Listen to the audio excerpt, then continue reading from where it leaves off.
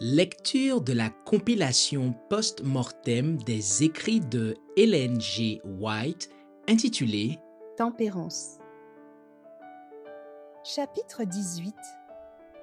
Il est important d'avoir des habitudes de stricte tempérance. Exemple tiré de l'Ancien et du Nouveau Testament. Lorsque le Seigneur choisit Samson pour délivrer son peuple, il ordonna à sa mère d'observer les principes d'une vie saine avant la naissance de son fils. Dès le début de son existence, l'enfant fut aussi soumis à ces règles. En tant que naziréen, il fut consacré à Dieu dès sa naissance. L'ange de Dieu apparut à la femme de Manoach et lui apprit qu'elle allait avoir un fils. Dans cette perspective, il lui donna d'importantes instructions.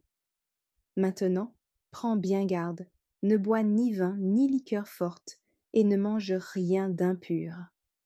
Juge 13, versets 4 et 14. Dieu allait confier une tâche importante à l'enfant promis à Manoach. Pour qu'il soit capable de remplir sa tâche, il fallait que ses habitudes et celles de sa mère soient soigneusement réglementées. Elle ne goûtera d'aucun produit de la vigne. Elle ne boira ni vin ni liqueur forte, et elle ne mangera rien d'impur. Elle absorbera tout ce que je lui ai prescrit.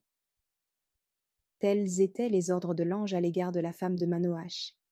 L'enfant aurait des dispositions pour le bien ou le mal, suivant les habitudes qu'aurait sa mère. Si elle désirait le bien de son enfant, elle devait observer ses principes, pratiquer la tempérance et faire preuve de renoncement. Le Nouveau Testament nous offre un exemple aussi convaincant de l'importance des habitudes de tempérance. Jean-Baptiste fut un réformateur. Il dut accomplir un travail important en faveur de ses contemporains. Aussi, dès sa naissance, sa vie fut-elle soigneusement réglementée. L'ange Gabriel descendit des cieux et enseigna aux parents de Jean les principes de la réforme sanitaire.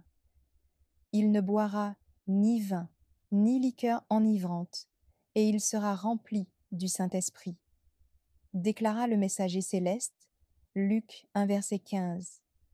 Jean quitta ses amis et se détourna des plaisirs du monde. Il alla vivre seul dans le désert, où il se nourrit exclusivement d'aliments végétaux.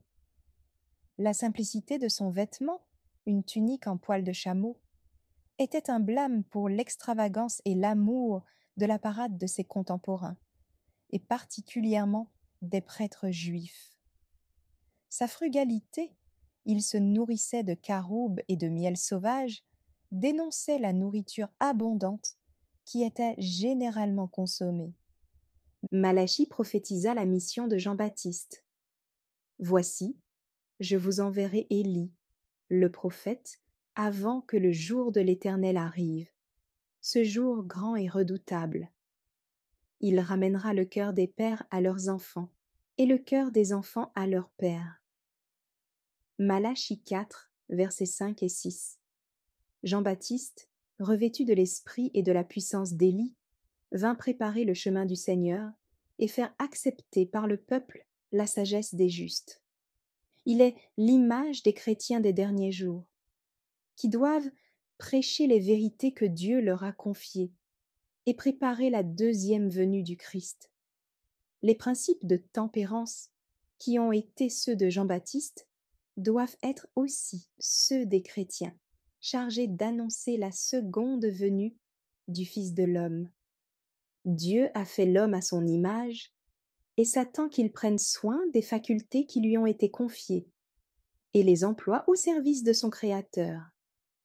Ne devons-nous pas prêter l'oreille à ces avertissements et veiller à ne pas affaiblir nos facultés? Ce que nous pouvons offrir de mieux à Dieu est toujours si imparfait. Pourquoi y a-t-il tant de misère dans le monde? Dieu aime-t-il faire souffrir ses créatures? Certainement pas. Mais la débilité actuelle des hommes est le résultat de leur inconduite. Nous déplorons la transgression d'Adam. Il nous semble que nos premiers parents firent preuve d'une bien grande faiblesse en cédant à la tentation. Mais si la transgression d'Adam était notre seule source de maux, la condition du monde serait bien meilleure. Depuis Adam, les chutes se sont succédées. Christian Temperance and Bible Hygiene 37-39. Avertissement concernant les effets du vin, l'histoire de Nadab et Abihu doit aussi servir d'avertissement aux hommes et leur montrer que le vin obscurcit l'esprit. Il aura toujours cet effet. Aussi, Dieu a-t-il expressément interdit l'usage du vin et des boissons alcoolisées. The Signs of the Times, le 8 juillet 1880. Nadab et Abihu n'auraient jamais commis ce péché s'ils n'avaient d'abord été en état d'ivresse partielle à la suite de copieuses libations de vin. Ils savaient qu'avant de pénétrer dans le sanctuaire où se manifestait la présence divine, ils devaient se livrer à une préparation sévère dont leur intempérance les avait rendus incapables. Mais leur perception morale était à tel point engourdie qu'ils n'étaient plus capables de discerner entre le sacré et le profane. Patriarches et prophètes 372. Merci d'avoir écouté cette lecture. Si vous avez des questions ou des remarques sur le thème abordé, n'hésitez pas à les partager dans les commentaires et notre équipe ne manquera pas de les considérer. À bientôt sur lereste.org.